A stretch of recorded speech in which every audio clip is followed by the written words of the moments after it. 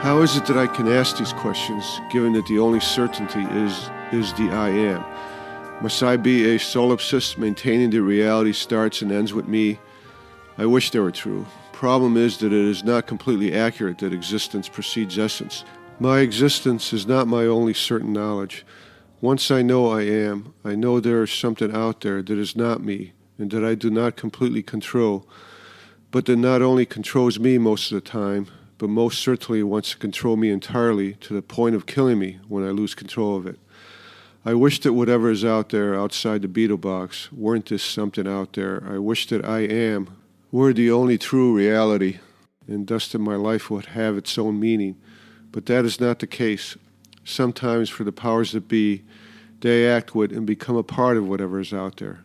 For the rest of us, most of the time, whatever is out there and the powers that be working with them are fighting over the same thing, power over my existence. Not only is there something out there I cannot completely control or have power over, but most of the time whatever is out there is trying to control me and even kill me. So, like it or not, consciousness has a duality, me and not me. Actually, there is a human trinity, the me of consciousness, the not me that comes with this consciousness consisting of whatever is outside of the beetle box, plus the will to be or not to be.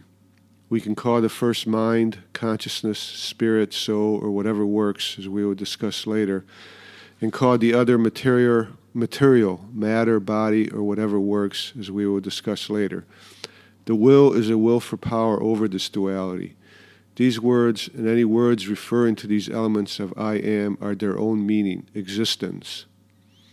Beyond that, at least logically, whereof one cannot speak, thereof one must be silent. Philosophy professors justifying their tenured seats can deny the duality of the mind and the will for power as much as they want and enjoy the illusion and power of having their own words have more power than the reality around them. But from the working class perspective, there is nothing more real than this duality. And with this duality comes the will to power to live and struggle for a better life, eventually leading to the social prosperity that allows for the luxury of having tenured philosophy professors to deny them this duality and thus to keep workers in their place. Again, whatever is out there outside the beetle box, just as the I am, precedes words and logic. As soon as I am and know I know it exists out there and it is competing with me for power. I can just as certainly say I am as it is, or make up any words to refer to this I am and what I am not outside the beetle box. But all such words are their own meaning, existence. As soon as this happens, we have the basic premises of reality, me, not me, and a will for power over the first two. Whatever is in the box wants to continue existing and defeating and controlling what is in the box and what is outside the box. We thus have three existential premises of reality that precedes words, logic, and reason, but that now allow us to create words, logic, and reason. I am, therefore I think. Of the words used to describe the basic duality of reality, their meaning is existence. From these premises, I can go on to thinking about them, and more importantly, as I run into obstacles to my existence, and thus more premises to be added to the thinking about I, whatever is out there, and what I want. I then develop other words, language games, logic, and even mathematics, and all else derived from my existence and my desire to continue existing in the face of obstacles to my doing so. Logic, language, and words, and anything else beyond I am, the am not, and the will for power for what I am, are tools used to survive, if one wants to survive. The meaning of the language games created by these tools of reason and logic, that is, the language and words other than those identical to I am, it is, or will for power, is not their use, but the meaning is their usefulness. The meaning is essentially whatever works.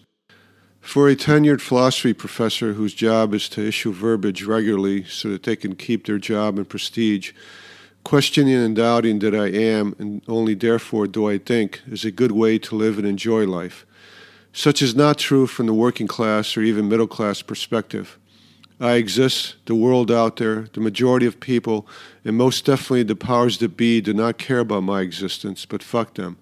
I, my mind, my consciousness, my private language exist as real entities and not as words, numbers, probability waves, data, or whatever the powers that be, including God, want to make me in order to have a sense of power. I can either fight their power or go along with it. Of the basic existentialist premises, I am, it is, and the will for power to make all further logical or rational thought possible. There is not much that can be logically discussed, but there is much to discuss. What is in the box and the will to do something with it, either live for power or die for it, is the substance and nature of humanity. Love, hate, empathy, caring, uncaring, joy, happiness, and all the passions and irrationality itself are what separates us from the animals.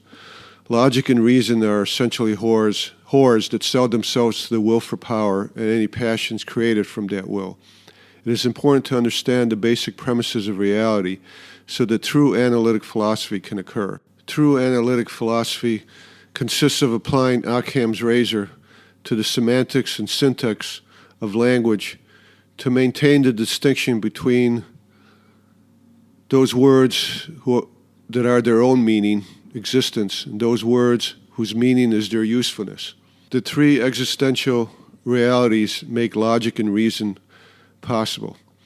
For the second set of words that are then created by reason and logic, those words whose meaning is their usefulness, I want to clarify this concept of usefulness before contemplating how analytic philosophy can help the working and middle classes with the will to power in the fight against the powers that be, including God.